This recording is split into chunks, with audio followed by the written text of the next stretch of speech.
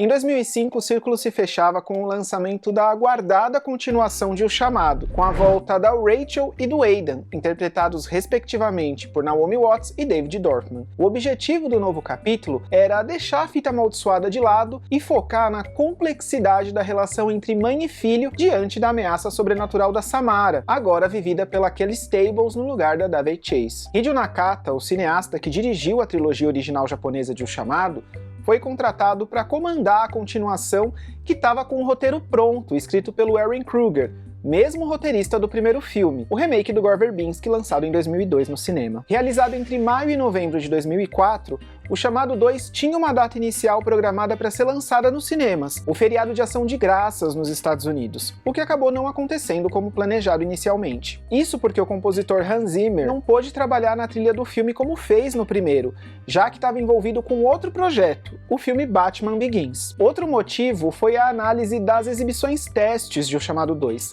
duas, segundo Hideo Nakata em entrevista ao site Indie London em 2005. Por conta dessas exibições prévias, mudanças foram solicitadas para o corte final dos cinemas, o que ocasionou em novas filmagens e na eliminação de diversas cenas. Com as mudanças feitas e um orçamento total estimado em 50 milhões de dólares, O Chamado 2 finalmente chegou aos cinemas no ano seguinte ao que pretendido no começo. Nos Estados Unidos, o longa foi lançado em 18 de março de 2005, e aqui no Brasil, chegou logo na semana seguinte, em 25 de março. Eu fui assistir logo na semana de estreia, e depois, quando eu fiquei sabendo que ia sair uma versão estendida em DVD, fiquei muito animado para conferir quais seriam as mudanças. Porém, quando O Chamado 2 chegou às locadoras no Brasil, somente a versão do cinema foi disponibilizada, diferente do lançamento em home video nos Estados Unidos.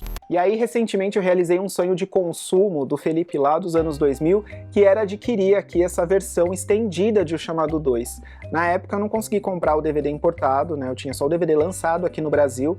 E agora que eu assisti essa versão estendida, eu queria fazer um vídeo aqui pro canal, né? Pra poder compartilhar o que eu achei das diferenças entre o corte do cinema e a versão estendida aí com cenas não vistas no corte final. Inclusive é o que tá aqui na contracapa, ó, O Chamado 2 como você nunca viu antes. Bora então comentar sobre essas mudanças, né? O que mudou entre as duas versões e qual versão, ao meu ver, é a mais interessante. E vou aproveitar esse vídeo também para contextualizar algumas dessas diferenças criativas que o Hideo Nakata enfrentou quando ele viveu na pele ali, as diferenças entre dirigir no Japão, com total controle de sua obra, e dirigir para um grande estúdio nos Estados Unidos. Aperta o play e vem comigo.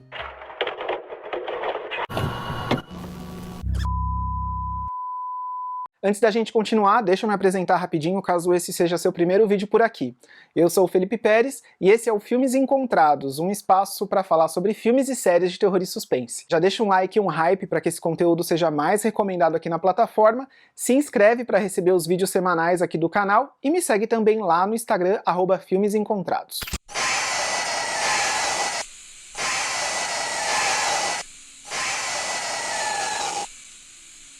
Lembra que eu comentei que O Chamado 2 teve exibições testes? O Nakata afirmou em entrevista ao Indie London que o filme perdeu alguns minutos por conta disso, né, com os ajustes que tiveram que ser feitos, removendo algumas cenas ou reajustando outras que o público não curtiu tanto assim. Quando o filme foi lançado no mercado de home video, O Chamado 2 ganhou uma versão sem classificação indicativa que vinha com 17 minutos a mais em sua duração total. E olha, já vou adiantar que algumas dessas mudanças foram bem significativas. Naomi Watts, The Ring 2 Unrated Edition, featuring scenes not shown in theaters. Own it on DVD this Tuesday. O Chamado 2 começa com os adolescentes Jake e Emily em uma sala de estar. O Jake logo comenta com a Emily que quer apresentar um vídeo assustador que ela precisa assistir. A gente sabe que ele quer se livrar da maldição e passar ela adiante, mas seus planos dão errado porque quando a Emily dá play na tal fita, ela tampa os olhos com as mãos por medo, e aí o Jake acaba morrendo, né, porque, bom, a Emily não assistiu. Tudo isso acontece de forma bem rápida, fechando essa sequência de abertura ali por volta dos 6, 7 primeiros minutos do filme. A primeira grande diferença da versão unrated já aparece aqui.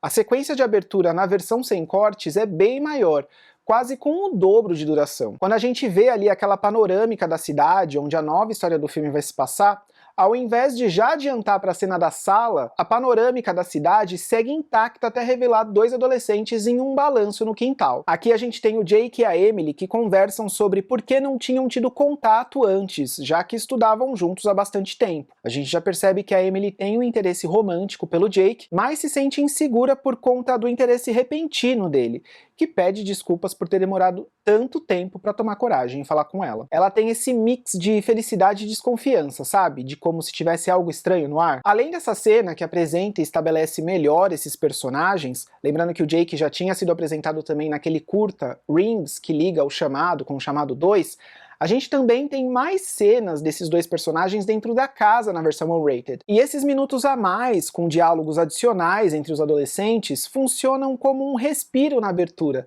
que deixam as coisas mais tensas, sabe? Dá mais um peso para a atitude do Jake, por exemplo, que se utiliza do sentimento que a Emily nutre por ele para condená-la à morte na tentativa de se livrar da maldição. Uma mudança significativa para mim nessa cena é que as reações desses personagens são expandidas. A tensão que a Emily sente em colocar a fita no videocassete, ou mesmo quando o Jake descobre que a Emily não assistiu a fita. Tem um take mais longo do Jake perplexo, olhando para o nada, quase como se seu corpo se esvaziasse de vida ao ter certeza que vai morrer em instantes. Existem diferenças também na edição e nos efeitos visuais. Na versão do cinema, o Jake adentra totalmente a TV quando ele ajoelha ali, né, na frente da TV, até que a Samara saia do poço. Na versão unrated, a imagem da TV se funde com a imagem da sala, simulando de forma mais interessante, como se fosse o nosso ponto de vista de dentro da TV. A gente vê ali aquele cenário virtual dentro da TV, né, a floresta, mas a gente também consegue ver a Emily lá no fundo,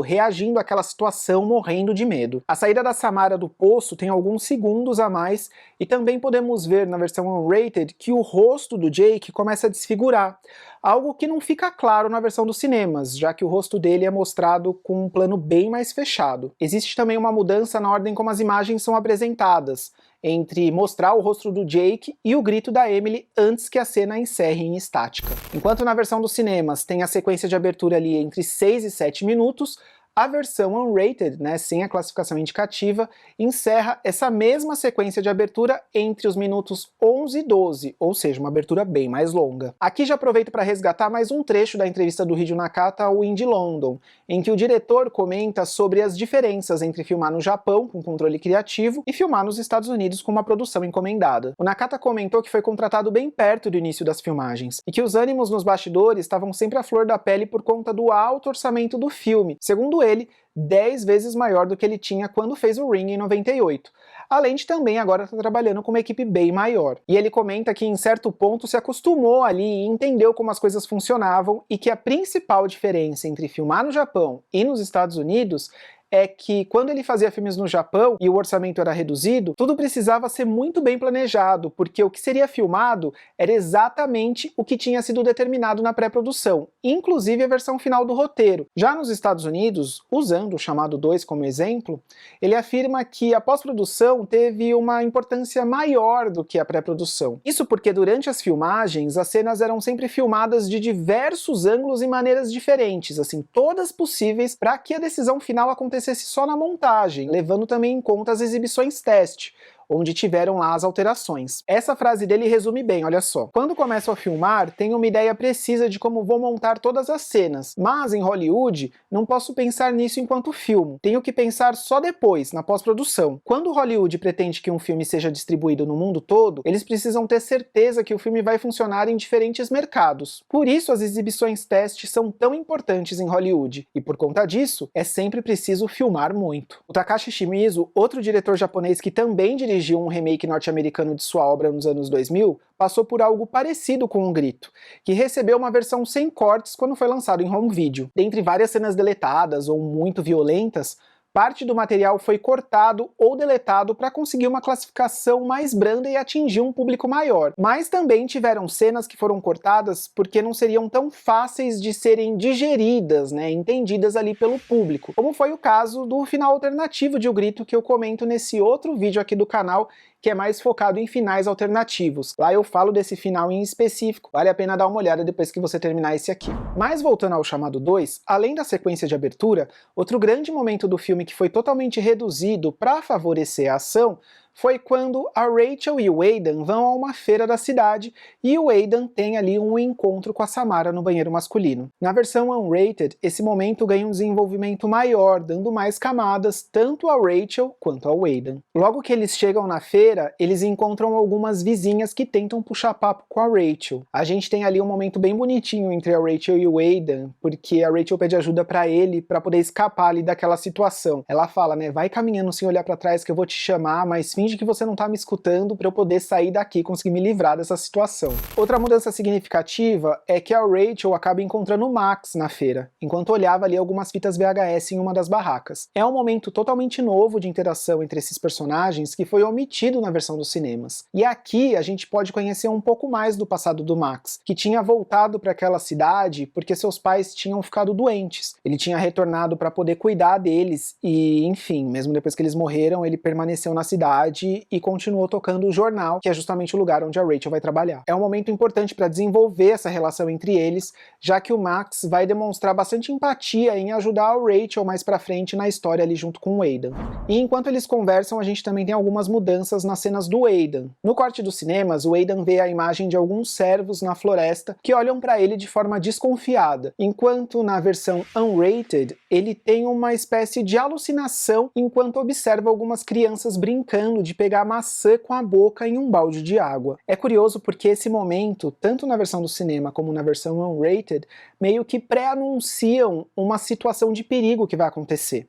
Na versão dos cinemas, tem esse pré-anúncio do ataque dos servos na estrada, enquanto na versão unrated tem o pré-anúncio da possessão da Samara, já que o Aidan tem essa sensação de afogamento, né, enquanto vê as crianças brincando ali de pegar maçã com a boca no balde de água. A cena no banheiro também é totalmente diferente nas duas versões. Na versão do cinema, o Aidan vê a Samara no reflexo de um espelho e percebe que só consegue enxergar ela pelo reflexo. Aí ele começa a tirar fotos do espelho até que uma imagem de arquivo da Davey Chase é utilizada para criar um efeito sinistro no último flash da câmera. Na versão unrated, a cena é maior, com o Aidan tentando usar o banheiro e os vasos de todas as cabines começam a borbulhar e jorrar água, deixando o personagem meio tenso. A aparição da Samara também é diferente aqui, porque ela não some depois que o Aidan vê o reflexo dela no espelho. A gente vê ela se aproximando do Aidan enquanto ele começa a tirar fotos dela, como se ela flutuasse no ar até que ela para bem próximo dele no último flash. Dá pra notar que o final dessa cena foi reformulado na montagem se comparando as duas versões. É a mesma cena, mas na versão dos cinemas, a aparição da Samara foi reduzida talvez por não ter tido uma recepção muito boa nas exibições testes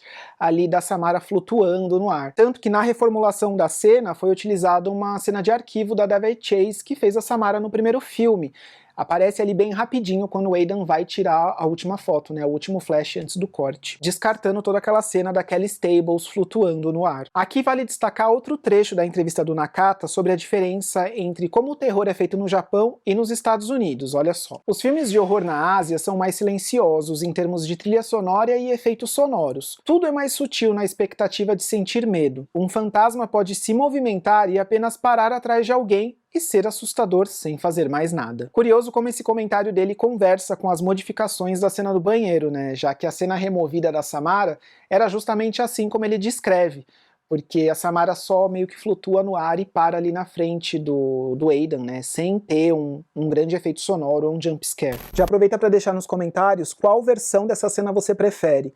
A cena que a Samara só aparece rápido no reflexo do espelho e o Aidan começa a tirar fotos e a gente tem ali a imagem de arquivo da Davey Chase, ou a cena mais longa que a gente vê a Samara flutuando no ar e parando na frente do Aidan. Mas bora então voltar para as mudanças entre as duas versões de O Chamado 2. Já deixa o like aí se você estiver curtindo o vídeo e um hype também para que ele seja mais recomendado aqui na plataforma, bora! Uma sequência que foi removida por inteiro na versão dos cinemas de O Chamado 2 envolvia um episódio de Poltergeist na nova casa da Rachel. Essa cena acontecia pouco antes da Rachel encontrar a Samara no quarto do Aidan arranhando a parede. Diversas coisas estranhas começavam a acontecer na casa, envolvendo luzes luzes piscando no quarto do Aidan e eletrodomésticos funcionando de forma estranha na cozinha. Uma cena bem tensa, mas construída de forma bem realista, sem efeitos sonoros muito exagerados, algo que também conversa com o horror mais sutil que o Nakata tinha comentado. Talvez essa cena não tenha ido muito bem nas exibições teste justamente por conta desse contraste, né?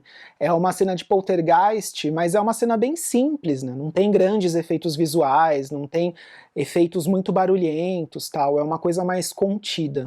Algumas outras mudanças significativas entre as duas versões envolvem bastante o personagem do Max e várias cenas no hospital quando o Aidan está internado. Momentos aí que davam mais tempo de tela a alguns personagens que aparecem bem pouco ou nem aparecem no corte do cinema, olha só. O Max de fato tem mais cenas na versão unrated e talvez tenha sido o personagem mais prejudicado no corte final do cinema. Ele está presente em mais momentos com a Rachel e o Aidan, tendo maior relevância para a história, algo que também fortalece de certa forma a jornada da Rachel. A primeira cena dele com a Rachel no jornal é estendida na versão unrated, e o personagem também tem mais momentos no hospital enquanto o Aidan está internado. Todas as cenas removidas do Max enfraqueceram esse personagem, e no corte do cinema ele quase não tem tanta relevância assim. Ainda no hospital também temos novas cenas envolvendo a doutora Emma Temple e a Rachel, na tensão ali em que talvez a Rachel esteja machucando o Aidan. A gente acompanha mais algumas interpretações da médica em relação à situação da Rachel e do Aidan, e também pode ver uma fuga da Rachel do hospital, quando ela percebe que a médica trancou ela em uma das salas de espera ali e que a situação vai ficar meio difícil para ela, então ela acaba fugindo do hospital. A investigação da Rachel é maior na versão unrated, com mais momentos dela conversando com as freiras da casa onde a Samara foi adotada. E a cena do ataque dos servos na estrada também tem pequenas diferenças nos efeitos de computação gráfica e alguns takes adicionais e alternativos. A cena em que o Aidan acorda possuído pela Samara no hospital também é diferente nas duas versões. Na versão do cinema, ele só acorda no hospital enquanto a Rachel tá fazendo a investigação dela lá naquela antiga fazenda da família que adotou a Samara. Já na versão unrated, a TV do quarto que o Aidan tá internado fica em estática, enquanto uma enfermeira tenta ajustar ali o sinal. Surge a imagem do poço, o Aidan acorda e a enfermeira se vira e olha pra ele, ficando bastante surpresa que ele tenha acordado. What did I do? You let the dead get in. I love you, Mommy.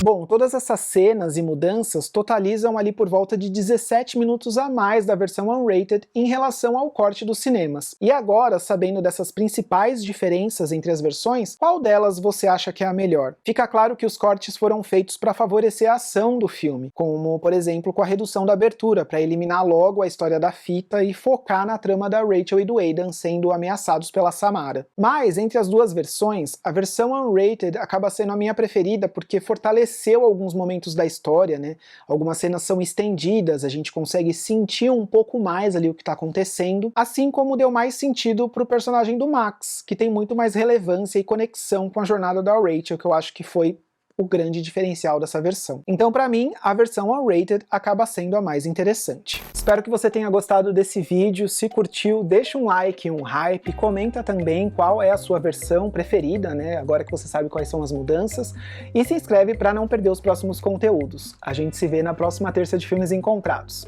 Até lá!